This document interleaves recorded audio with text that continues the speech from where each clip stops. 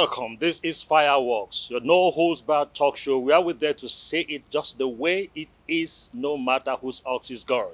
Now, countdown to the 2027 elections, just about 2 years, but the politics is getting heated up.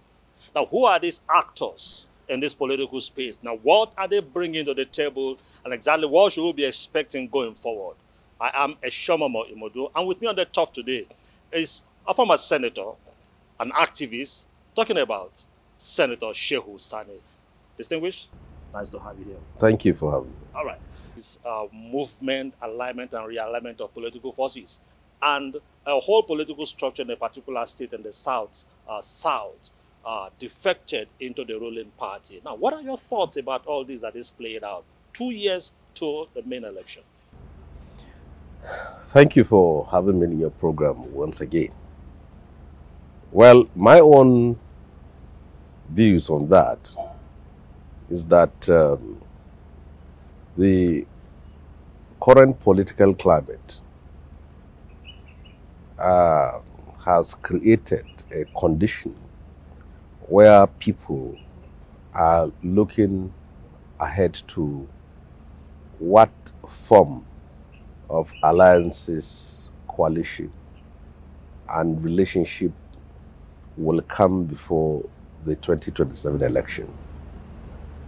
And for those in the opposition party, specifically those in the main opposition, there is this concern, discomfort, and apprehension among the members of that party with regards to the intractable internal crisis that befaced the party since after the 2023 elections. And when a party is enmeshed in this kind of crisis, every politician of substance will be concerned about his future and will be concerned about his destiny in the political realm. And in this respect, when a party is so mortally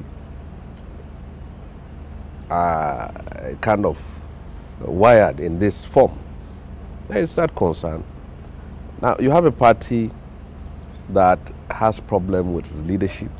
Now, which party specifically? First of all, I'm saying the People's Democratic Party. Okay. You have a party that has problem with its leadership, problem in courts, problems out of court, internal crisis here and there, and there is no possibility of ending this crisis before the 2023 election, 2027 election. And those also is that the APC is the one that is sponsoring the crisis in the PDP.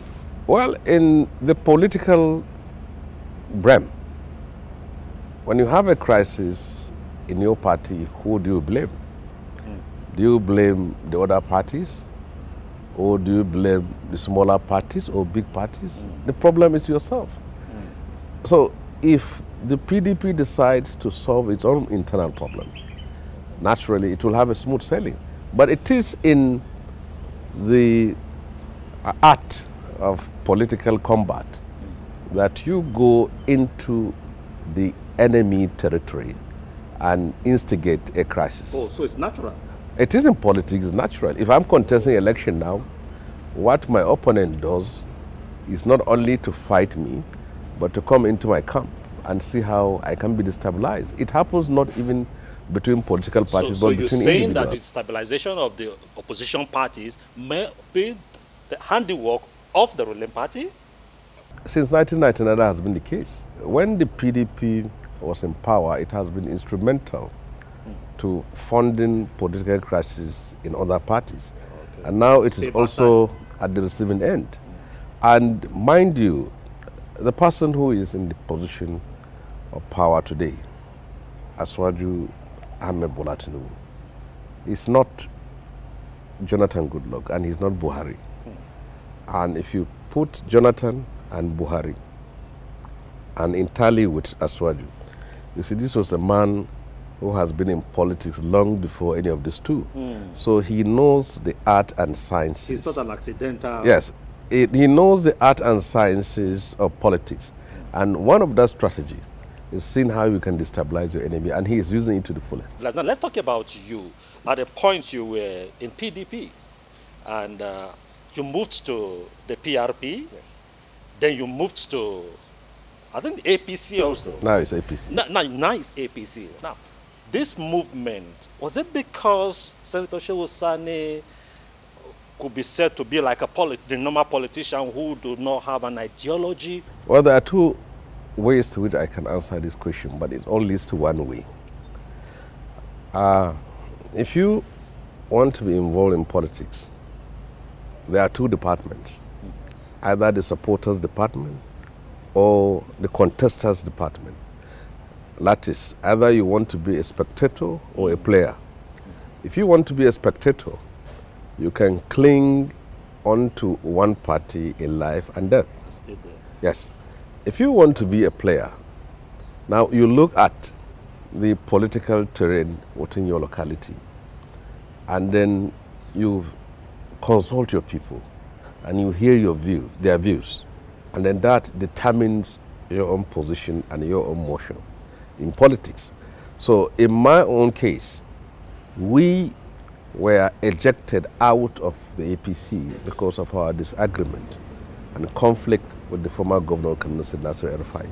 And it wasn't me alone. There was Senator Hunkbi, there were other members of House of Reps, there were other politicians who all moved out from the APC to the PDP.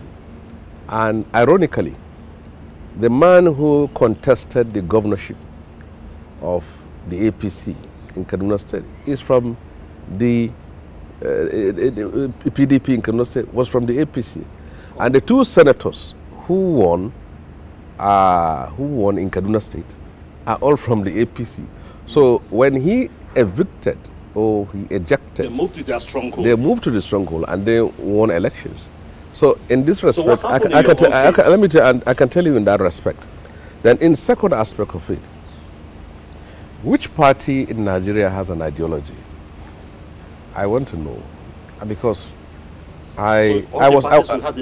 Yes. If you are talking of a country like Britain or like Brazil, when they say this is a socialist party or a Marxist-Leninist party, you know it is a party that was founded on the principle, the ideology, and the philosophy of Karl Marx.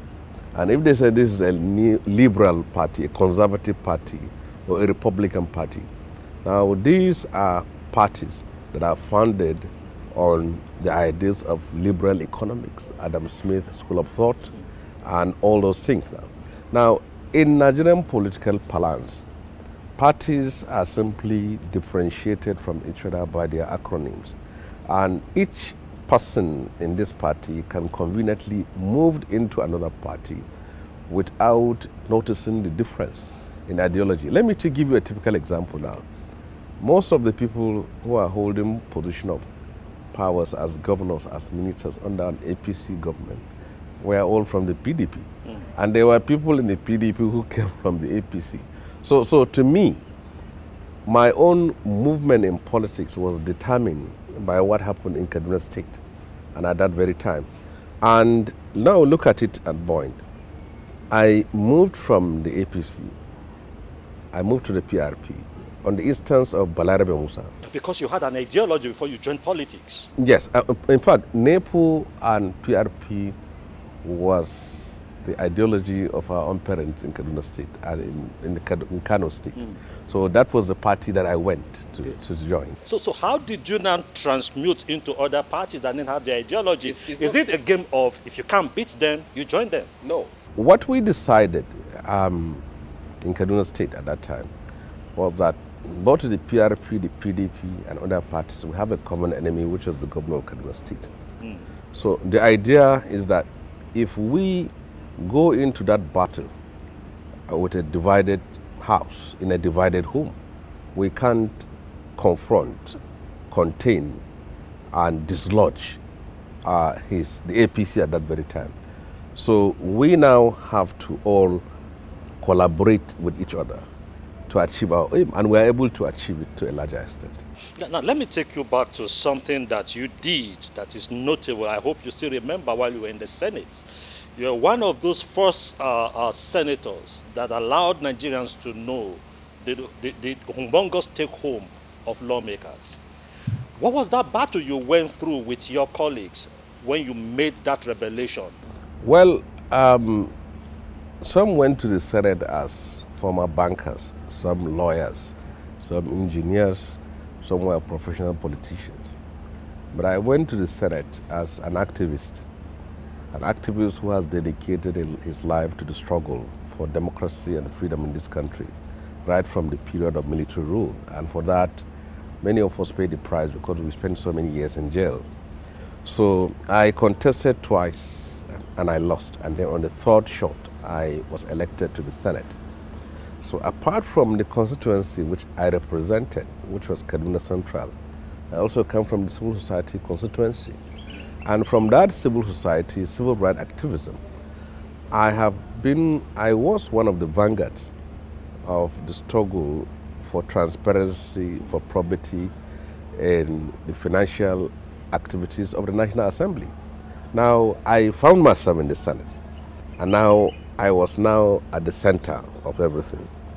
And I couldn't have imagined myself spending 4 years in that National Assembly, the Senate specifically, without telling Nigerians what I receive as a senator.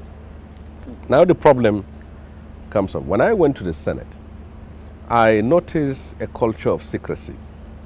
Secrecy in the way that for almost 2 decades since the return of democracy to Nigeria, there has never been any lawmaker that had the courage, the boldness, and the conscience to tell Nigerians how much he earns as salaries and allowance. And then suddenly, an opportunity came to me through an interview, and I was asked that question. But distinguished, and then I have to say it. I have to state it clearly that this is what I received. And that led to a lot of problems for me. Now, if you were to be in this particular Senate, will you dare disclose how much your take-home is? Let me tell you the fact of matter. When I disclosed that, when I was in the Senate, I never did it with any intent of any mischief. Even when my colleagues rose against me, what I told them was that I told the world that this is what I received. I didn't tell the country that this is what is given to you. So it's left for you to either say that it's only Shehu Sani that is being given that money or not. If I am going to be in the Senate today, I will repeat what I did the last time. Why should public servants, people elected into office, elected to serve the people, and are being funded by the treasury of the state, and then their salary and allowances will be treated in secrecy? When I made that revelation, there was an attempt to suspend me, but the intervention of Bukola Saraki and Ekweremadu, I was spared. And I could have been suspended for 6 months because you can be sure now you will survive apart from that, was that there was this fear among them that if I am suspended, there will be backlash from the civil society, and that I may be compelled to say more. So I was warned. So that is more than you told Nigerians? Yes, and I think you can tell other senators to reveal more about it. Yes. Now, let me tell you, you're a forthright person. You're the one person, even before you went to politics, you were fighting to refix Nigeria. Now, what will it take to refix Nigeria if we have lawmakers that go home with such and not known to the public? What will it cost you to let Nigerians know?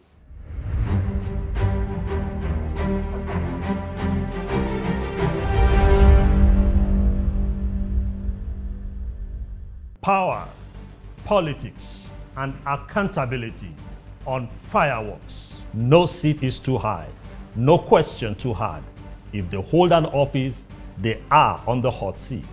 If they have power, they answer to the people and answer the hard questions. Only strong men lead, not weak men who don't have knowledge, who don't have capacity, who don't have access. This is not just talk. This is fireworks. Corruption It started came in. corruption in when you cannot send your animal to where they train police officers. No filter, no favoritism, no fear. No holds barred. Unbiased, unafraid, unfiltered. Why should people elected into office and are being funded by the treasury of the state, and then their salary and allowances will be treated in secrecy? Fireworks, only on TVC News.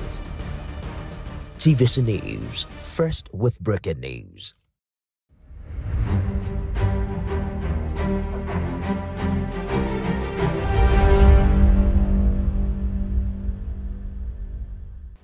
Well, you see, when I disclosed what I was given in the Senate, I did mine. I didn't know what the Senate president is being given. I don't know what the principal officers. And the principal officers include majority leader, minority leader, chief whip, all those things, all those titles. I actually don't know what they are. But I told them that as an honorary first-time senator, this is what I earn. And the point is, what does it take, as you ask? Well, you see, we cannot reform, restructure, reset, or reconfigure Nigeria without a serious reform. And this reform has to take some sacrifices. And the structural reforms that we need are reforms that will ensure efficiency in government, will save cost, and will get government closer to people, and also will ensure transparency and probity in the system. One of which we need to do is to have one parliament. What we do in the Senate is still what is being done in the House of Reps. Your colleagues don't like this. Let me land on this. First of all, we make motions here, they make motions there. We draft bills, make bills here, they do that on the other side. We perform oversight function, they perform oversight function. We invite public office holders of the MDAs, they do the same. The difference between the Senate and the House of Reps, the first difference is the fact that in the Senate, political nominees of the president are sent to us for confirmation and scrutiny. Now, they don't do that to House of Reps. And secondly, every state is represented equally with 3 senators, while in the House of Reps, some states have more, some have less. So these are the issues. But when you have a unicameral legislature, what's going to happen is that it's going to save cost. All these 109 senators and 360 members of House of Reps will be reduced. That's one.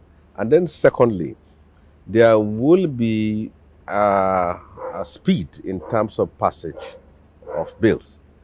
And secondly, they need to make the parliament a part-time basis. Yeah, where you only attend when you have a project, or you have a bill, when you have a motion.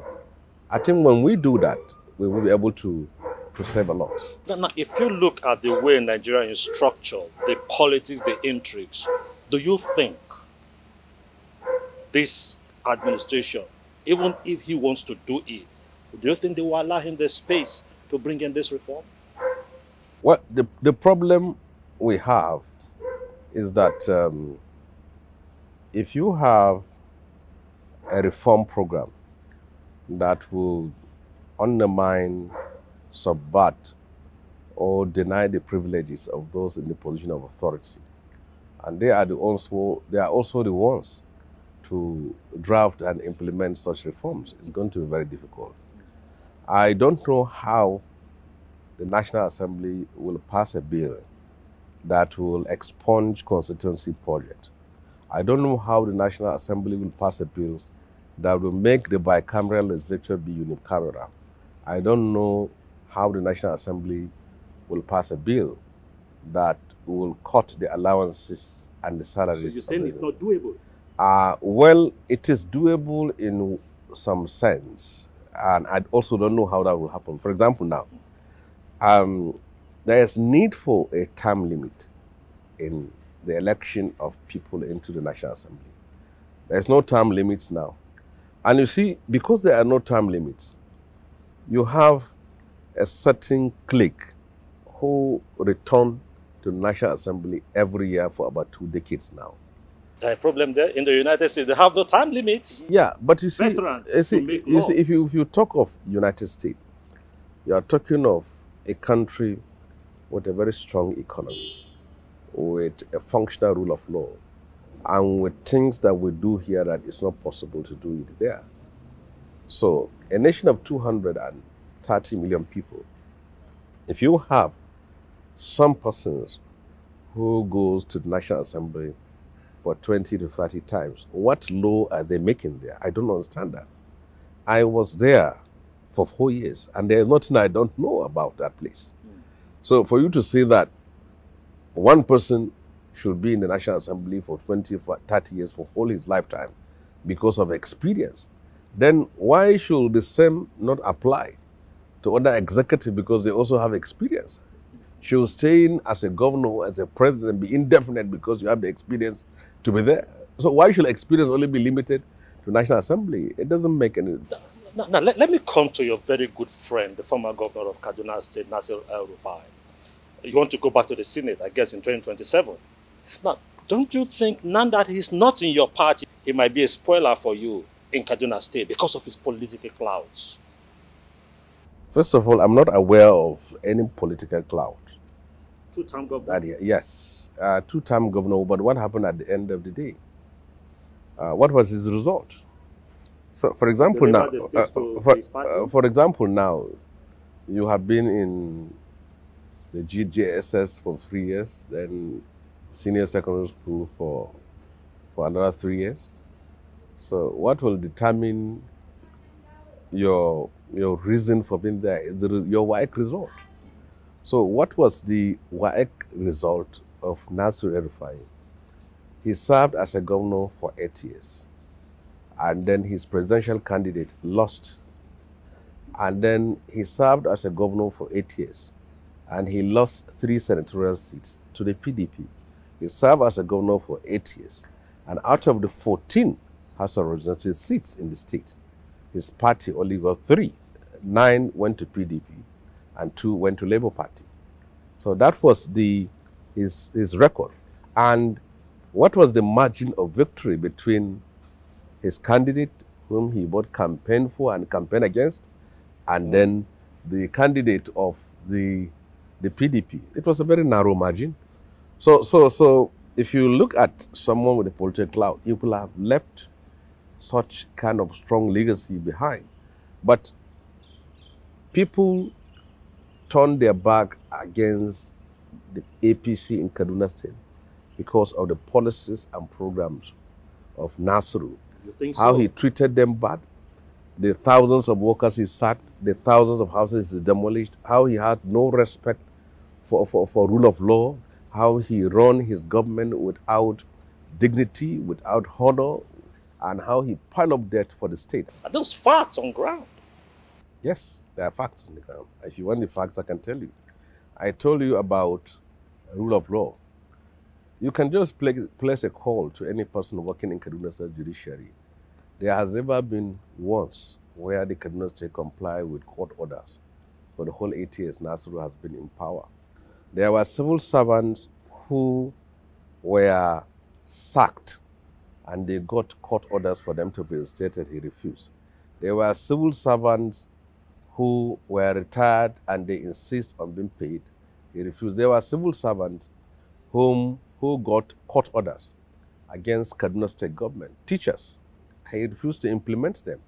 There were people who got court orders against the demolition of their properties, and he refused to obey them. Another aspect of it is the looting of Kaduna State. The Kaduna State House of Assembly constituted a probe panel that investigated the finances and contracts in Kaduna State from 2015 to 2023. And they came out with a report. And the report said that over 420 billion was looted. Okay, now let's quickly move to something else. There was a time in Kaduna State, Kaduna was always riddled with security issues. whether it is southern Kaduna, one kidnap here, one banditry, but over time, it's like we've not seen that frequency in Kaduna.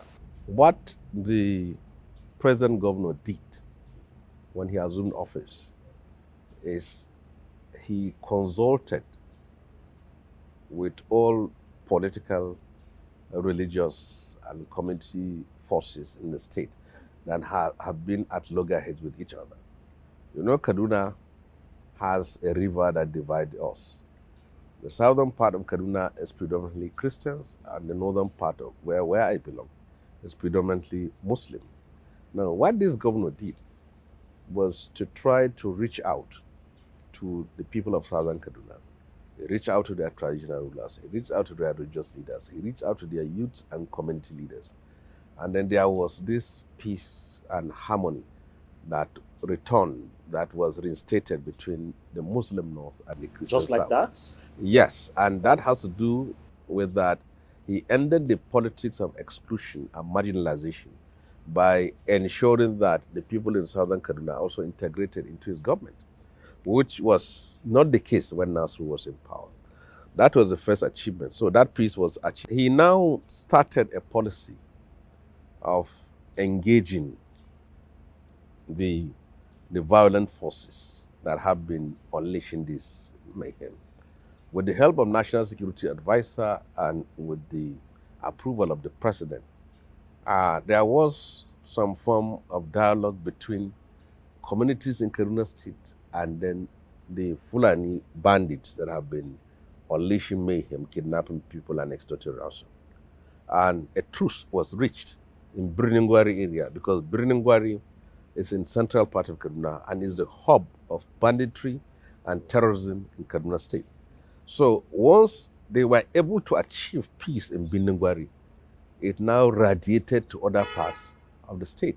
Distinguished, thank you so much for coming on Fireworks today. We do appreciate your thoughts and those innuendo. Thank you so much. Thank you for having me. Now, you've had a candid talk from the distinguished senator. Now make your deductions from all he has said. But beyond that, remember that this is Fireworks, your non-diplomatic talk show where we say just the way it is. Until next week when we come your way again, I remain Eshomomoh Imoudu. Bye for now.